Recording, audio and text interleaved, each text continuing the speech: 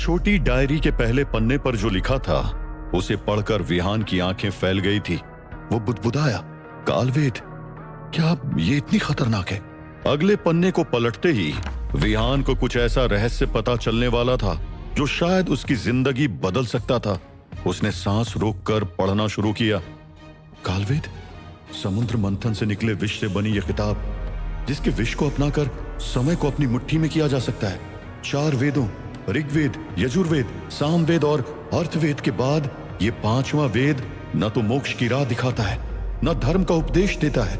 ये वेद है विनाश का, और आज इसी वेद के कुछ पन्ने हमारे सामने हैं। विहान ने हैरान होते हुए खुद से कहा, शिट, मैं इसके चक्कर में क्यों पड़ा? उसने आगे पढ़ना शुरू किया।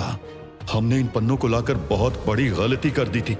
कालवेद या इसके पन्नों के प्रभाव में आने वाला अपना नियंत्रण खो देता है और वो दुनिया के लिए खतरा बन जाता है। या तो वो जान लेता है या जान देता है। हमें ये नहीं पता था कि इस वेद को वही अनंतयामी संभाल सकता है जिसने अपनी शक्तियों को नियंत्रित कर रखा। ऋषि योगेंद्र वही अनंतयामी थे जिन्हें कालवेद को संभाल कर रखने की जिम्मेदारी मिली थी।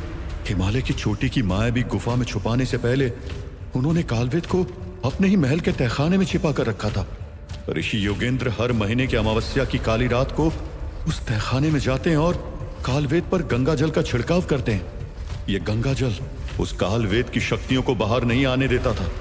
ऋषि योगेंद्र हमेशा अपने बेटे को उस तहखाने में ले तो जाते थे, लेकिन कभी उस कोठरी में नहीं जाने देते थे जिसमें कालवेद रखा था। अमावस्या की उस काली रात के बारे में पढ़ते हुए जैसे वो दृश्य विहान के सामने उभर आया था। सीढ़ियों से नीचे अपने महल के तहखाने में ऋषि योगेंद्र धीमी चाल में बढ़ रहे थे। उनके हाथ में गंगा जल से भरा तांबे का कलश था जिसे वो दोनों हाथों से थामे हुए थे। उनके पीछे उनका लगभग 16 साल का बेटा मंदार चुपचाप चल रहा था। जब तहखाने का बड़ा किवाड़ खुला तो सामने एक और दरवाजा था, लोहे की छड़ों वाला। उसके पार थी एक कोठरी और कोठरी के बीचों बीच रखी थी एक किताब जो लाल कपड़े से ढकी हुई थी। वो था कालवेद। ऋषि योगेंद्र उस कोठरी में गए और कुछ देर बाद जब वो कोठरी से बाहर निकले तो सामने से उनके बेटे मंदार की जिद भरी आवाज आई, आप हर बार मुझे यहीं रोक देते हैं। मैं भी देखना चाहता हूं उस किताब को। आखिर उसमें ऐसा क्या है जो मुझसे छिपाया जा रहा है? मंदार के सवाल से ऋषि योगेंद्र थोड़ा घबरा गए। एक डर कुछ देर के लिए उनकी आंखों में तैर गया। उन्होंने मंदार को समझाते हुए कहा, इस किताब से जितना दूर रहोगे उतना तुम्हारे लिए अच्छा है। मंदार की जिद बढ़ती जा रही थी। नहीं नहीं, मुझे जानना है उस किताब के बारे में। ऋषि योगेंद्र ने थोड़ी सख्त आवाज में कहा, इस किताब को देखना, जानना, समझना ये कोई खेल नहीं है। आग है ये आग, इस आग से मत खेलो। पर मंदार जिद पर अड़ा रहा। उसने एक कदम आगे बढ़ते हुए ऊंची आवाज में कहा, मैं साधारण नहीं हूं, मैं आपका बेटा हूं। अगर आप इसे संभाल सकते हैं तो मैं भी। मंदार की आज की जिद कुछ अलग थी। ऋषि योगेंद्र इस किताब के बारे में मंदार को कुछ नहीं बताना चाहते थे। उन्हें डर था कि अगर इस किताब की छाया भी मंदार पर पड़ गई तो वो इसे संभाल नहीं पाएगा। ऋषि योगेंद्र ने मंदार को डांटते हुए कहा, यह तुम्हारे बस की बात नहीं है, चलो ऊपर चलो। मंदार आंखों में गुस्सा और जिद की आग लिए अपने पिता की ओर देखता रहा, लेकिन कुछ नहीं बोला। उसी रात महल में सन्नाटा पसरा हुआ था।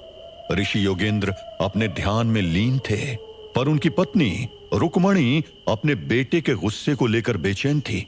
रुक्मणी धीरे से ऋषि योगेंद्र के पास आकर बोली, आप अपने बेटे को उस किताब के बारे में क्यों नहीं बताते? वो हर बार आपसे सवाल करता है और आप उसे टाल देते हैं। अब वो छोटा बच्चा नहीं रहा। ऋषि योगेंद्र ने गहरी सांस लेते हुए कहा, मैं उसे उस आग से दूर रखना चाहता हूं। एक बार कालवेद की छाया भी किसी पर पड़ जाए तो वो या तो जान लेता है या जान दे देता है। रुक्मणी ने गंभीरता से पूछा, लेकिन अगर उसका भाग्य उसी कालवेद से जुड़ा हो तो? ऋषि योगेंद्र कुछ देर चुप रहे, फिर बोले, ये समय बताएगा, लेकिन अभी नहीं, अभी वो तैयार नहीं है। रुक्मणी को अपने बेटे मंदार की चिंता होने लगी थी। उसने तुरंत पूछा, आप इस कालवेद को नष्ट क्यों नहीं कर देते? रुक्मणी के इस सवाल पर ऋषि योगेंद्र थोड़े घबरा गए। उन्होंने कहा, नहीं नहीं कर सकता, कालवेद को एक विशेष अंतर्यामी ही नष्ट कर सकता है। लेकिन इस बीच महल के गलियारे में छुपकर खड़ा एक साया ये सारी बातचीत सुन रहा था। वो मंदार था, जिसकी आंखों में एक नई चमक आ चुकी थी, विद्रोह की, जिद की और शायद कुछ ऐसा करने की जो आने वाले समय पर बहुत बड़ा असर डालने वाला था। एक अमावस्या से दूसरी अमावस्या के बीच मंदार ने छुप छुप कर अनंतयामी की कुछ शक्तियां भी हासिल कर ली थी। अमावस्या की काली रात अपनी गहराइयों में एक रहस्य समेटे फिर से लौट आई थी। ऋषि योगेंद्र हमेशा की तरह गंगा जल का कलश लिए तहखाने में जाने के लिए तैयार थे। वो मंदार को ढूंढ ही रहे थे कि रुक्मणी आकर बोली, आप ही समझाइए अपने बेटे को, वो जाने से मना कर रहा है, बोल रहा है कि आज उसका जाने का मन नहीं है। ऋषि योगेंद्र थोड़ा चौंके। उन्होंने धीरे से बुदबुदाया, आज से पहले तो कभी उसने मना नहीं किया, शायद पिछली बार की डांट से अब भी नाराज है। उन्होंने ज्यादा सोचने में समय नहीं गवाया। कालवेद के लिए समय पर पहुंचना बहुत जरूरी था। वो आगे बढ़ गए, लेकिन उन्हें नहीं पता था कि उनके कदमों के पीछे एक और साया छुपा था, उनका बेटा मंदार। मंदार आज ठान चुका था कि जो किताब अब तक उससे छुपाई जाती रही, उसे आज वो देखकर ही रहेगा। ऋषि योगेंद्र तहखाने की कोठरी में पहुंच चुके थे। मंदार भी चुपके से उस कोठरी में घुस गया। ऋषि योगेंद्र को एक पल के लिए एहसास हुआ कि दरवाजे पर कोई है, लेकिन जब तक उनकी नजर वहां जाती, मंदार एक कोने में पड़े संदूक के पीछे छिप चुका था। ऋषि योगेंद्र ने मंत्रों का उच्चारण करते हुए उस किताब को प्रणाम किया और किताब के ऊपर का लाल कपड़ा हटा दिया। कालवेद से अचानक धुआं निकलने लगा, जिससे पूरी कोठरी गर्म होती जा रही थी। वो धुआं बुरी शक्तियों का ऐसा एहसास था जो अगर कोठरी से बाहर निकल जाता तो विनाश ला सकता था। ऋषि योगेंद्र ने जल्दी से मंत्रों का पाठ करते हुए उस पर गंगाजल छिड़क दिया। कोठरी अचानक ठंडी होने लगी। पवित्रता पूरे कमरे में फैल गई, लेकिन इस पवित्रता के बीच मंदार बेचैन हो रहा था। जैसे ही ऋषि योगेंद्र ने उस किताब को ढका और बाहर गए, मंदार संदूक के पीछे से निकल आया। वो धीरे धीरे उस किताब के पास गया और लाल कपड़ा हटाया। कालवेद की किताब से एक बार फिर बुरी शक्तियों का धुआं उठने लगा। मंदार ने कालवेद को उठाने की कोशिश की, लेकिन उठा नहीं पाया। कुछ और उपाय न देख उसने किताब के कुछ पन्ने फाड़ लिए। पन्ने फाड़ते ही उस अंधेरी कोठरी में बिजली कड़की और अजीब अजीब आवाजें आनी शुरू हो गई। तभी पीछे से एक गरजती आवाज आई, ये क्या कर दिया तुमने? अनर्थ कर दिया, अनर्थ। मंदार ने पलटकर देखा, दरवाजे पर ऋषि योगेंद्र खड़े थे, आंखों में गुस्सा और दिल में डर लिए। ऋषि योगेंद्र अपने बेटे के पास दौड़कर आए और एक जोरदार थप्पड़ उसके गाल पर जड़ दिया और वो फटे पन्ने तुरंत मंदार के हाथों से छीन लिए।